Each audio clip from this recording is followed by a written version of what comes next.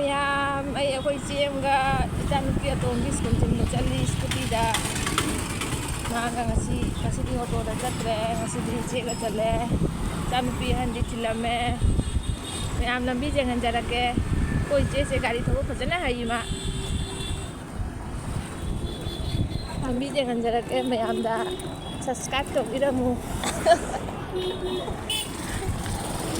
हाय दोतंद्रा हाय ददी कमाई सब्सक्राइब तौबिरक्तोरी मथन तौजरक्तदी माने इंजिनदा लाए आई आदा इनबीसी वारिसे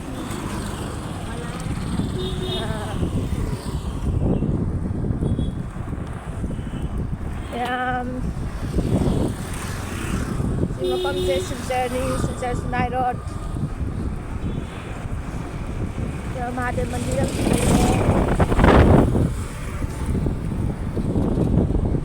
नुसासु जाम साएबा नुसादी फजना साए मैमनो दकी नुसादी फजना साए नोंसु ताई मरक दा नुसादी जाम साए कन्ना ए आवददी तुप्पा ngamde मैम स्कूल ने हजिक थिना युग से स्कूल थिना बगी हलकनाई स्कूल थिन बगी मैम चनरिबा सिदा मैम लंबी जेंगसी लंबी ओइना जेंगन जरगे याम लापे जन लैदा मिनिट 10 मुखनि चनिबा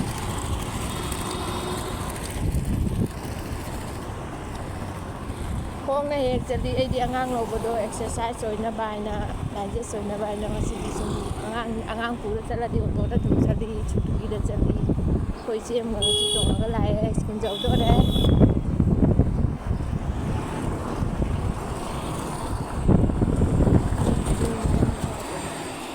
अखोना इचेन मिनिट अनि को फादे नंग गाइदा थोंग लाइसे इना